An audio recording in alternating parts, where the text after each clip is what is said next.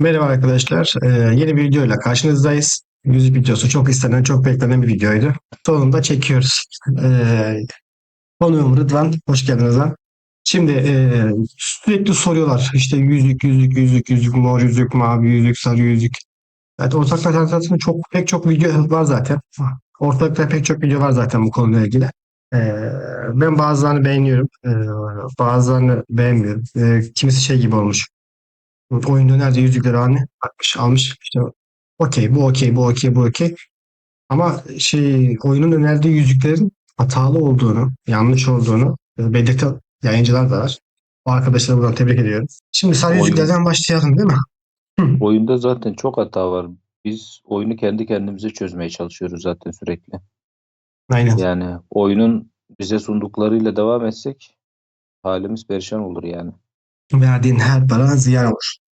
Mesela oyun tamam mı Ramses'e şunu koymuş. Arkadaş %25 ihtimalle vuracak. %91 nokta şey. 10 level yapıyorsun. %130 artı strateji bonusu. Bu da %400'lere falan tekabül ediyor herhalde yanlış hatırlamıyorsam. %25 Yok ihtimalle. yok, normal direkt %90 hasar vuruyor ya. Bunda bonus yok. Direkt strateji bonusu dediği stratejisine göre vuruyor. %130 10 seviyede. Vuracağı hasar bu yani. İmzasının yarısı kadar. Şu strateji bonusu etkilemiyor mu? Yok yok, bunun hasarlarda etkilemiyor. Hasarlarda normal. %130. Zaten yani bu yüzü 50 yaparsan, 40 yaparsan iş yapar veya minimum 20, hadi %180 hasarı ki etkinleşme ihtimali düşük. Hani bunu kullanmak istesen dahi hani yüksek moral ister beceri olarak daha çok aktifleşsin diye, ama Evet. Ramses'e de diğer iki becerisinden vazgeçmen çok zor yani. Diğer Sırf iki bu ön değil mi? yüzükten için. Tabii tabii, Şu yüzük bulsun diye yüksek moral alınmaz Ramses'e.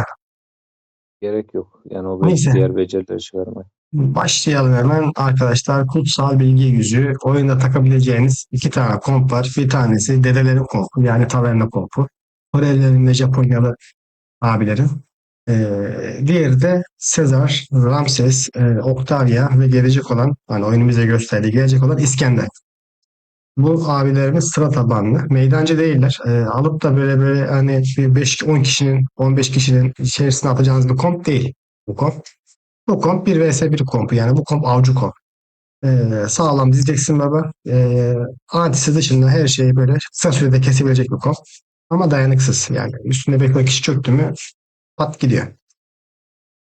Kutsal bilgi yüzüğü sıra tabanlı arkadaşlar. Tüm kahramanlar aktif beceri kullanamaz diyor. Yani bu yüzüğü aldığın zaman tamam mı? Kahramanlarına beceri alırken eğer ona yeni başlıyorsan tam bilmiyorsan aktif beceri almayacaksın arkadaşım. Aktif beceri almayacaksın. Aktif becerine hemen şuradan göstereyim. İşte şu. Şu işaretin olduğu becerileri kahramana almayacaksın. O komptaki kahramana. Ona dikkat etmen gerekiyor. Sıra tabanlı bayrak olan becerileri alacaksın.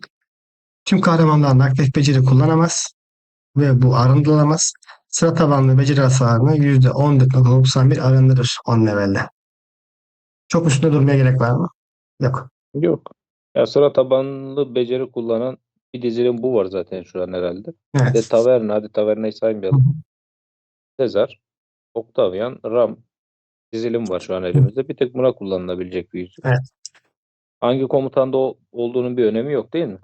Hangi komutanda olduğun bir önemi yok arkadaşlar. İstediğiniz komutana takabilirsiniz. Eğer o kompunuzda çünkü arkasında bonus aldığı bir şey yok. Hani strateji, defans, ne bileyim kudret aldığı bir bonus yok. O yüzden kime koyduğunuzun bir önemi yok bu yüzü. Abi o konuda tamamdır. Mızraktan devam edelim baba. Yıkım habercisi. Bu şu an için Ricard kompunun yüzüğü. Çünkü oyunda pasif beceri olup kontra atak yapan tek komp birinci Richard'ın yani Ricard'ın kompu. Kime koyduğunuzun bir önemi yok. Ricard'da da olabilir, Boadica'da da olabilir, Mansa Musa'nın üzerinde de olabilir. Çünkü beslendiği bir şey yok yani. Sadece %20 düz vuruyor. Artı kudret bonusu ya da defans bonusu yazmıyor burada arkadaşlar. Ya strateji bonusu yazmıyor. Tüm kahramanların normal saldırıların hasarını %20 azaltır. Çok önemli değil. Normal saldırısı en yüksek olan komplar çünkü Mulan ve Nubu kompları. Bir Ama vuruş yapanlar. evet. Ama pasif becerilerin hasarını %20 artırır. Tam da Ricard, Boudica, Mansa Musa'ya olması gereken bir yüzük. Eğer sen Ricard, Bodica, Mansa Musa oynuyorsan free to play bir oyuncu bile olsan zaten o çekici kırdırdığın zaman toz birikiyor. Yani dişine sıkacaksın, yani bu yüzüğü al, %20 bonusunu kap. Zaten hani Santos nasıl 10 level atarım diye düşünüyorsan eğer, sen zaten hem arandan da alabilirsin. Zaten çekiç kırdıkça arada işte birer tane, ikişer tane şey de atıyor sana. Altın tozu da atıyor. 10 level yap, bırak. Hı. Yapılabilir yani. Full fokus mor yüzüklere odaklanmana gerek yok. Bir tane sarı yüzük yapabilirsin. Bir kartla oynuyorsan bu yüzüğü alabilirsin arkadaşım.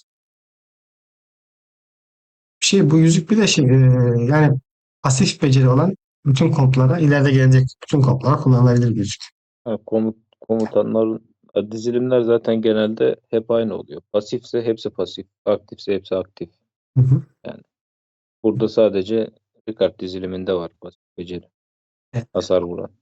Ama şimdi biz burada lokal ve global diye ayıracağım yüzükler var. Lokal yüzüklerden birisi kutsal bilge. Sadece sıra tabanlı komplara koyabilirsin. Yıkım habercisi sadece pasif olanlara koyabilirsin. Yani pasif beceri, pasif hasar atanlara koyabilirsin. Yani lokal, yani nerede olduğu belli. Kime Yani koyacağım belli. başka bir yerde kullanamazsın. Kullanamazsın. Tutup da bunu mesela kılıca mılıca ya da okçuya mukçuya koyamazsın. Koyduğun zaman hiçbir işe yaramaz arkadaşlar.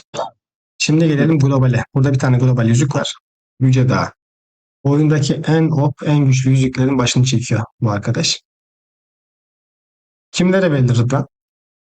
Abi bu, bak, bonusları yazıyor zaten bak. İlk 18 saniye kudret hasarı veriyor. Zırh bonusu. Sonraki 18 saniye. 18 saniyeden sonra da birliğin hasarını arttırıyor. O da strateji bonusu. Yani bu zırhı ve stratejisi yüksek olan bütün komutanlara koyulur. Bütün dizilimlere de koyulur.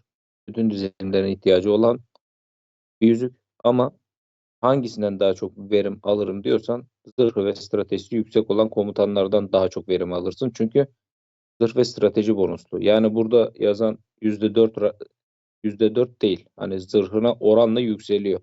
Biz bunu hesaplamıştık. O %4'ler işte 20 seviyedeydi yüzük herhalde. Hı hı. %15'lere çıkıyor.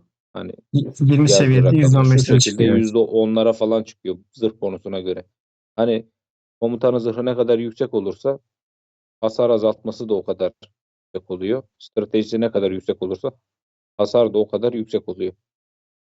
Yani şu anda elimizde uygun olan Ramses var. Yok, Ramses'in zırhı düşük. Özür dilerim. Şey var. Şarman var. Şarman var. Şarman şu anda Hı zırhı hı. ve stratejisi en yüksek olan. Şu an en uygun komutan 3. sezonda bu. Ve bir de kullanılırsa Selahattin'de kullanabilirsin. Alternatif olarak. İşte Theodor'da da kullanabilirsin. Alternatif olarak en azından strateji bonusları yüksek. Stratejisi ve zırhı yüksek olan çok komutan da yok oyunda. İkisi bir arada. Şimdi mesela bu yüzüğü ben hemen kısa bir örnek vereyim. Sezar kompum var. Kime takacaksın? Hemen söylüyorum. Ram'a takacaksın arkadaşlar.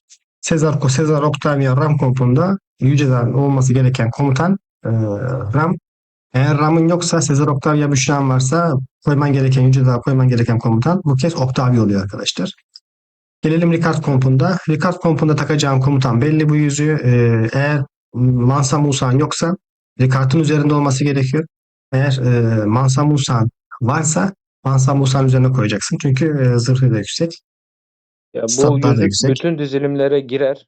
Bütün dizilimlerde kullanılır. Sadece zırhı ve stratejisi yüksek olan komutanları göz ardı ederek o komutanın üzerine koyarlarsa daha yüksek verim Evet. alırlar bu Mesela yüzükten. Yani her dizilime girecek yüzük. Lubu kompunda Lubu'ya koyamazsın. Çünkü Lubu'nun kendine Evet. şaşalı muhafız komutan yüzüğü arkadaşlar. Kumandan yüzüğü, komutan diyoruz. Kumandan yüzüğü.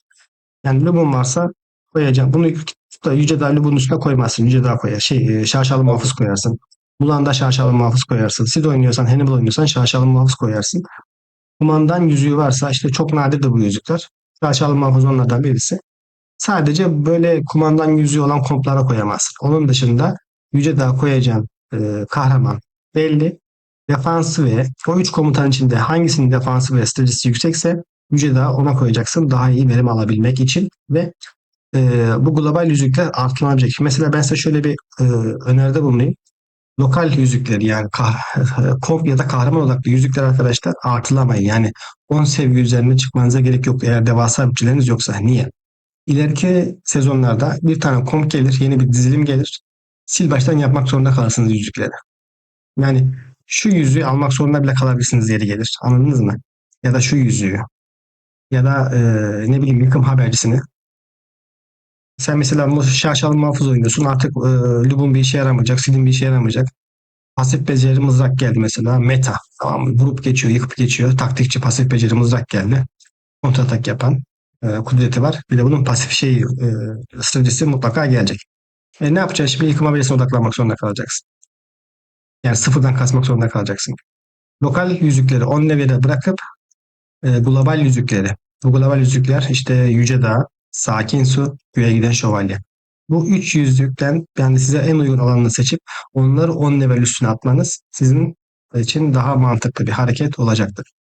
Yani Yüce Dağ, ilk yapılması gereken Yüce Dağ ya. Hani evet. verebildiğin kadar ver. Çünkü her dizilimde kullanabilirsin. Her komutanda kullanabilirsin. Yani zırhına ve stratejisine bakarak. Çünkü her dizilime girecek yüzük. Yani yarın öbür gün bir kompu eskitip yeni komp yapacağın zaman direkt yapıştır üstüne devam edersin yani. Ama Aynen. işte şaşalıyı ikincil vuruş dışında hiçbir yerde kullanamıyorsun. Ya da yıkım İkincil habercisi. vuruş yani o pasif mesela kullanamıyorsun. Sıra tabanlı yüzük o rama dediğimiz. Onu hiçbir yerde kullanamıyorsun. O yüzden çok şey yapmaya gerek yok. Yani yapacaksa Yüce Dağ en mantıklısı. Yani savaşın ilk 18 saniyesi boyunca arkadaşlar aldığınız hasarı azaltıyor. 18 saniye sonra savaş bitene kadar size bufflıyor. Saldırı yani saldırı bonusu veriyor. Bu Yani, da bu şekilde. Aynı zamanda kumandan hasarını da artırıyor. Bilgi evet. savunması ve O yanı çok birlik. güzel zaten. Evet ve birlik canı. Birlik canı bu oyundaki en değerli şey arkadaşlar. Şimdi gelelim kavurucu alev. Kavurucu alev Evet. kudret komutanlarının globali diyebiliriz. Tam global diyemeyiz. Bütün kumandanı bol bol kumandan becerisi atan sınıflara koyabilirsiniz. Şu sırada Ama mesela Sid'iniz varsa mesela olmazsa olmaz bu yüzük. Niye? Sid Selahattin sayesinde kaç tane kumandan becerisi atıyor? 8 9-10 tane 9 tane tane. rahat Ha. atıyor. Yani bu yüzük o en kötü senaryoda 6 defa çalışır arkadaşlar. Ya bu kumandan becerisini çok kullanan ve kudret hasarı vuran dizilim için. Şu anda da elimizde sitten başka yok sanırım bu kadar çok Evet. kumandan becerisi atan, kudret hasarı vuran. Tüm kahramanların kudretinin 9 saniyene %5,996 artırır. 500 kudreti varsa abi ne yapar? 550 yapar işte. 550. Ay, yok, yok ya 500 %6. 30'a yakın yani 20-30'a yakın kudret verirse. Fazla takılmaya gerek yok yani vereceği belli. Ama 30 burada önemli olan şey hani 30 kudret veriyor. Fena değil ama önemli olan burada ne?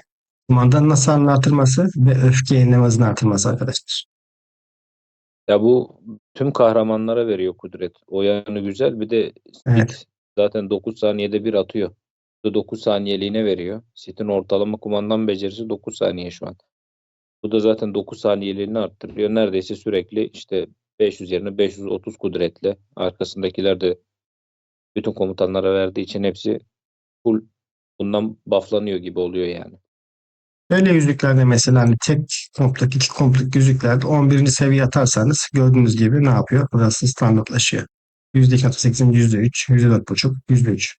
O Ya şekilde şu an belirtmiş zaten olayım. Sith dışında bunu kullanabileceğin çok kumandan becerisi atan bir dizilim yok yani. Mulan dizilimi atıyor mu bilmiyorum ama ona da daha iyi yüzükler var yani. Evet, yani Mulan kompunda attığı maksimum 3 o savaş Yani uzunluğuna bağlı. çok da bir şey etkilemez yani. Evet.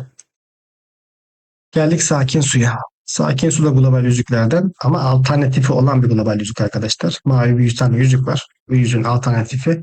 Eğer çok da hani bütçeniz o kadar hani bunların hepsini alıp 10 level atmaya uygun değilse şu göğe giden şövalye Yüce Dağ Sakin Su arasında benim size naçizane tavsiyem. Buradan da kendine ait tavsiyesi olabilir. Bu benim kendi düşüncem. Yüce Dağ'la Göğe giden şövalyeyi alıp Sakin Su yerine mavi yüzükler kısmında önereceğimiz bir tane mavi yüzük var. Onu da o şekilde hani tamamlayıp Ya mesela sakin su yerine mavi mor çok var ya. evet Yani Güzel yüzük. Beceri hasarı azaltması veriyor. İlk 18 Evet, saniye çok birliğin önemli. aldığı hasarı azaltıyor da işte bak bu ilk 18 saniye sadece veriyor. İşte sıkıntı o. Ondan sonra bir daha Çalışma. bir işe yaramıyor. Sadece yukarıda verdiği %2'lik, %2,5'luk bonuslardan faydalanabiliyorsun. İşte Yani yüzüğü bir daha çalıştırmak, böyle yüzükler arkadaşlar bir daha çalışabilmek için ne yapacaksınız? Savaşın bitmesini bekleyeceksiniz ya da savaştan geri çekilip yeniden saldıracaksınız aktif edebilmek yani için. uğraşılmaz. Ya Yani güzel uğraşma. yüzük de Hı çok hı. da 10 yapar bırakırsın hani.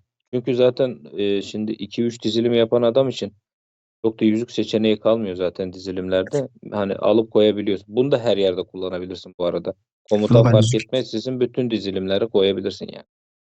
Evet, benim mesela göğe giden şövalye tamamlandığı zaman sakin suyu bir kartın üstüne takacağım. Olabilir. Bütçe sorunu yaşamayan arkadaşlar sakin suyu mutlaka alması lazım. Özellikle 2 tane 3 tane komp oynuyorsa olmazsa olmaz. İlla ki birine takmak zorunda bu yüzüklerden bir tanesini. Çünkü çok mükemmel bir yüzük, güzel bir yüzük. Tek dezavantajı 18. saniyeden sonra özelliği çalışmıyor. Savaşa geçiş yapmak zorunda kalıyorsun. Düşük bütçeliler için Yüce Dağ zaten 1600'lük. Daha 4000'lik. Yani ilk önce bunu alırsın, sonra bunu alırsın. Sakin su yerine mor bir tane yüzük var arkadaşlar. Zaten çoğunuz biliyorsunuzdur. Onu alacağız. Bu da böyle sakin su. En güzel özelliği şu, birlik beceri hasar azaltması var Evet, ya. o çok güzel işte. Bu çok güzel. Beceri hasar azaltması çok güzel. Ama altındaki daha önemli. Gelelim daimi alev kanatları. Şu anlık Kanuni Sultan Süleyman'a takılan, yani o kompa takılan bir Bunu yüzük kullanan var mı ya da alan var mı ya? var. Görüyorsun. Yani ben bilmiyorum ya. 9 saniyede bir çalışıyor yüzük. Sıra tabanlı.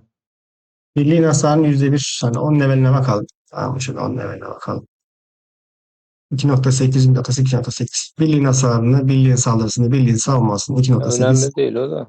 Şimdi bak düşman birliği 9 saniyede bir kere yakma etkisi uygulayarak her saniye strateji hasarı verir. Hasar oranı %2,7 strateji bonusu. Düşman birliğine aldığı strateji hasarını 9 saniyeliğine %1 arttırır strateji bonusu. Şimdi bu aldığı hasarı 9 saniyeliğine arttırması güzel. Ama yani çok da etkili bir şey değil yani bence. 10 leveline bakalım. Ya yok ya. Yapma etkisi Bunu kimse %3.39. almasın ya. Kimsenin Alma yani. alıp da kullanacak komutan da yok. Süleyman zaten çöp. Neyini alacaksın, nereye koyacaksın? Boş ver Bizi geç bunu ya. ilk baştan beri izleyen arkadaşlar zaten diyor, Süleyman'ı almayın. Para tuzağı yüzüğünü hiç almayın arkadaşlar. Buna geçiyoruz. Yani o bir Benim Süleyman'da kullanırsın bunu. Başka da bir işe yaramaz ya. evet, en beğendiğim ama mevcut, o zamana kadar mevcut komplarımda koyacak yer bulamadım bir yüzüktü. Sonunda tam cuk Ramses'e oturuyor. Ramses'e bence olmazsa olmaz bir yüzük. Sebebi kumandanın hasarını artırması, Ramses'in hasarını artırması. Birlik saldırısı, Bak birlik savunması. aynen bu ve Yüce Dağ Ramses'e koyduğun anda işte Ramses coşar. İkisi de kumandan hasarı veriyor ve hasar arttırımı veriyor. Değil mi? Aynen öyle. Tabii. Bu da büyük ihtimal 11 levelde %3 olacak. Ben bunu 11 atacağım. Yüce Dağ bunu ikisini 11 level atacağım ben zaten. %3 yani şu şekilde. Biraz takıntı değil mi? Şu, %6 kumandan hasarı alırsın ikisinden de. aynen. %3. Buradan arkadaşlar %3 de buradan %6. Ramses'in Bak hasarını %6 biz atmış olacağız. şeylerini hesaplamıştık değil mi bu bonuslarını bunların? Bak mesela bu Hı hı. Yüce Dağ %17 mi? Biri %15 hasar arttırım veriyordu. Öbürü %17 hasar arttırım veriyordu. Şimdi Ramses'te kullanırsan Ramses bende stratejisi 560.28. 560 stratejisi var. Hı Hesaplayalım. hı. 560 çarpı 0.003. Bunun 10 leveli ne veriyor? Bakalım dostlar. 4.61 çarpı Ama 4.61 bak bunu artı şeyde Ramses'te 4.61. kullanamazsın göğe gidene. Ha, doğru. Ramses'te Bunu kullanamayız. Doğru söylüyorsun. kullanamazsın. Bunu kahraman hasar. Bak bunu ya Theodor'da kullanacaksın ya Sharman'da Tamam, ama ben sana söyleyeyim, 480. 480. 480 çarpmalı sayısı 480. 5 yıldızda. ikisini bir kullanmayacaksan ikisini de Sharman'da kullanman lazım. Eğer ikisi yoksa direkt Şarman'da birini kullanabilirsin yani. Tamam. Çarptık. Ee, Çarpı 4.61 artı 4.61. Çarpanları alıp arkadaşlar bunu 10 level attığınız zaman Ramses'in hasarını %11 arttıracak. Bu sürekli veriyor. Ve sürekli savaşın başından sonuna kadar artı imza aktif beceri etkileşim ihtimalinde %1.9 10 level'de kaç oluyor bu oran? %2.75. Ben şimdi Ramses'e şu şekil kullanıyorum bak. Yüce Dağ Şarman'a verdim. Göğe Hı hı. gideni de Theodor'a verdim. Hı hı. Şimdi bu sade strateji bonuslu olduğu için hani tam Theodor'un stratejisi çok yüksek değil Şarman kadar ama e, Evet. Yüce Dağ'da zırh bonusu olduğu için Yüce Dağ'ın Şarman'da olması daha iyi. Bunu da göğe gideni de Theodor'a verdim. Şahman defans çok yüksek. Çok yüksek. Çok Hani yüksek ya. Çok fazla. yani Ramses'le Yüce'den Ramses'e koyarsan Şahman'a koyarsan aradaki fark ne olur biliyor musunuz? Yani %2'ye yakın bir fark olur büyük ihtimal. Çünkü birisi 480, birisi 560 Aynen. şeyi stratejisi. Yani %2 daha az hasar alırsınız. Ama 18. saniyeden sonra da %2'den daha fazla hasar verirsiniz. O farktan daha fazla hasar verirsiniz. Ben hasarı seçtim ama mantıklı olan defansı seçmek. Çünkü bütün olay Ramses'e o 9 saniye boyunca çok az hasar almanızı sağlamak. Hasar iyidir ya. İkisine de hasar koy. Yüce Dağ zaten kumandanı attırana kadar ayakta tutuyor dizilimi. Evet. İlk 18 saniye verdiği savunma ki zaten Şarman'ın o zırhı mırhı falan yüksek olduğu için dizilim zaten aşırı tank. Hemen öyle canı gitmiyor yani. Değil Yüce mi? Dağ da tutuyor. Tabii hasar odaklı olması daha iyi. Çünkü Ramses kumandanı attıktan sonra bir daha durmuyor zaten. Zaten sonra zaten durduramıyorsun adamı. Ben Yüce'den hasar kısmını daha çok önemsediğim için Ramses'in üzerine koydum. 18 saniyeden sonra daha çok hasar artıracak çünkü. Aslında Ramses'e Şarman'a daha göre. alternatif bir yüzük var ya. Ben bunu bak Yüce Dağ'ın en Ramses'in zırhı yok. Zırhı çok düşük Düşük. Ramses'in. Aynen. Yani bak bu Şarman'a e, göğe giden de Theodor'a takacaksın. Ramses'e de gelince Ramses'in yüzünü söyleyeceğim ben. Daha iyi olur diye düşünüyorum. Hasar odaklı düşündüğüm için söylüyorum. Tamam o yüzeye geldiği zaman o yüzüğü söyleyelim. Çünkü pozitif yüzüğü de var. Daha onu unutmadık. Sırası geldiğinde anlatacağız. Yani ya bu göğe giden şövalyede stratejisi yüksek olan bir komutana koyacaksın kısacası. Aynen. Kompunuz İkinci bonus arasındaki olduğu için. hasar atmayan e, ama strateji bonusu en yüksek olan komutana vereceksiniz Destek arkadaşlar. komutanına vereceksin yani. Destek komutanına. Gelelim Dojenetlerin Efendisi. Mulan kompuna ait bir yüzük şu an için. İleride hangi komplar gelir? Normal saldırısı belki çok güçlü bir komp gelecek. Lubu Belki olabilir. Lubu'ya da olabilir bu. Lubu ile Mulan arkadaşlar şu an Kritik attığı alınabilecek. için. Kumandan hasarını artırıyor. Birlik saldırısı, birlik canı. Yine aynı şekilde. Bu birlik canı vermesi güzel. Tüm kahramanların aktif becerilerinin hasarını %25 azaltır. Buradan anlıyoruz ki arkadaşlar bu yüzük global bir yüzük değil. Bu yüzük lokal bir yüzük. Aktif becerileri olan kahramanlara kullanamazsın. Aynı zamanda normal saldırısı olan ikinci beceri kahramanlar ve hep bu 4 tane ikinci beceri kahramanı var. Bir tanesi Mulan, 3 tanesi Süvari. Bunlardan sadece ikisinin normal saldırısı yüksek. Mulan ve Lubu. Hannibal ve Sid'in normal saldırıları düşük. Düşük hasar atıyor. Bu yüzüğü alıyorsan Mulan'a ya da Lubu'ya koyacaksın. Gerek var Yani mı? komutanın üstüne değil de dizilime. Ha, dizilme. Uygun Yani gördüğünüz bir Mulan dizilme. dizilimi ve Lubu diziliminden herhangi birine koyabilirsin komutanlar hariç. Ha, kritik vuruşu önemsiyorsan alabilirsin. Ama ben mesela Lubu'm olsa, 5 yıldız Lubu'm olsa ben Lubu'yu almam. Niye? Lubu'nun defansı eksik. Ben Lubu'ya ne koyarım? Sakin su koyarım, mücadele koyarım mesela.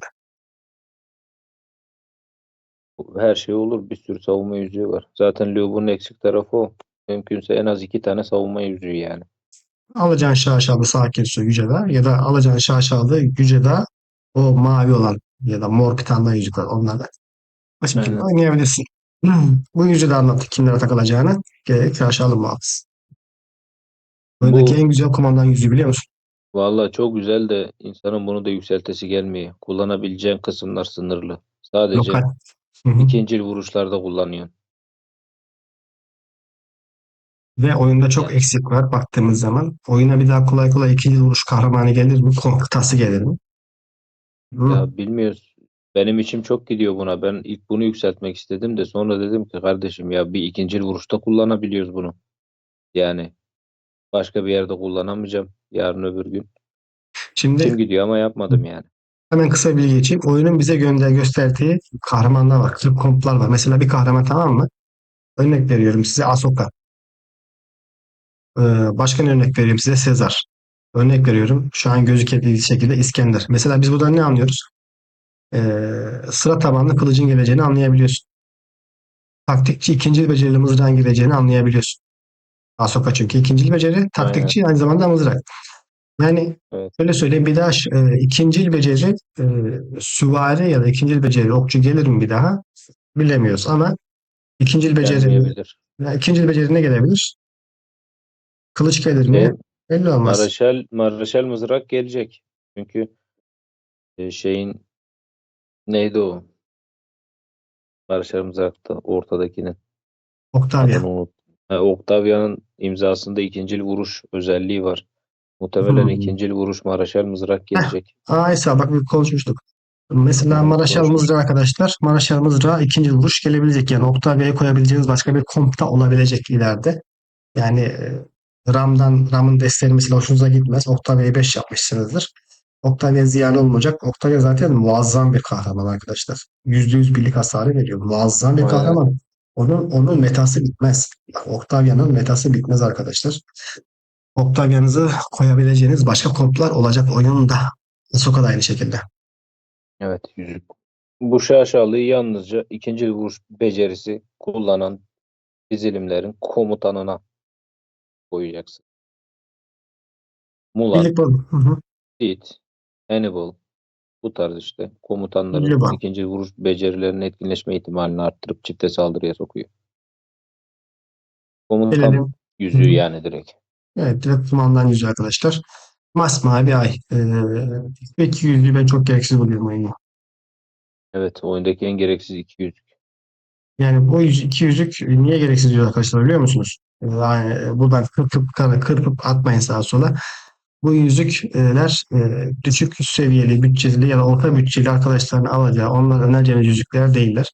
Bu yüzüğü alacak arkadaşın, tamam mı? Kredi kartı limiti 9999 olması lazım ki bu yüzüğü alsın, 40 levele 50 levele atsın, Bak kahramanın üzerine koysun, %400 yapıştırıp geçsin. bu parıltılı güneş aslında şöyle güzel.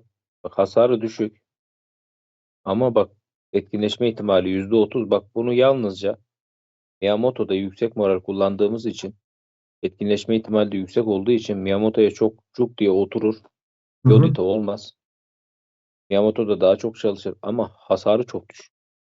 Bak mavi bir yüzük var. 30 seviye yapıyorsun. Çok da rahat yapıyorsun. Hasarı %125 oluyor. O da aktif beceri. Hani bunu yapana kadar onu yapıp kullansan daha iyi yani. Daha iyi. 30 levelde %125 vuruyor. Bunun 10 seviyede kaç vuruyor baba bu? 110 Parıltılı seviyede var. güneş. %120 falan var. %108. Yok bak Hiçbir şey. Hiçbir 30 şey. seviyesinden daha aşağı. Bunu 20 yapmadan da bu 157 hasarı alamıyorsun. Mutlaka 20 yapacaksın ki o mavinin üstüne çıksın. Gerek var mı? Bir tane mavi 30 yüzük arkadaşlar. Buna mesela 10K harcayacaksınız. O maviye 600-700 TL harcarsınız. Bundan mavi daha kendi yüksek kendine kas. oluyor zaten. Oyun Bundan, oradan buradan veriyor. Kendi kendine 30 oluyor zaten. burada ne var? Beceri hasarı var işte. Hani bir şey dokunur. Var da yani bir 10 seviye 10, yapıyorsun. 10 Yüzde kaç levelde oluyor? 10 levelde bakalım hemen. %2.8 dedi. %2.8. 20 yapacaksın %3 beceri hasarı alacaksın. Gerek yok yani. Emeğe yazık. 20 yapıyorsun. %4.8. Bir tek Zaten Miyamoto da işe yarar işte. Yüksek moral zaten olduğu için aktif becerinin etkinleşme ihtimalini arttırıyor. biz kendimizden söyleyelim. Kendimizden söyleyelim. Birden fazla kompun varsa, yani 4 tane 5 tane sayı yüzük alıyorsa arkadaşlar, senin bunu 20 level yapman mucize. 300 Mucize bak, gerek 200 yok 200'e yani.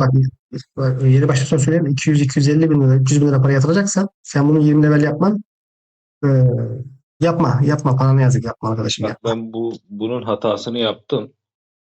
Ben bilmiyordum. Oyunun kompuna göre bakıyordum. Ben gittim bu yüzüğü aldım. Aldığım gibi de duruyor. 1600 verdim kaldı öyle. Bir seviye. Sonradan anladım bunun bir işe yaramadığını. Olduğu gibi duruyor ve kullan.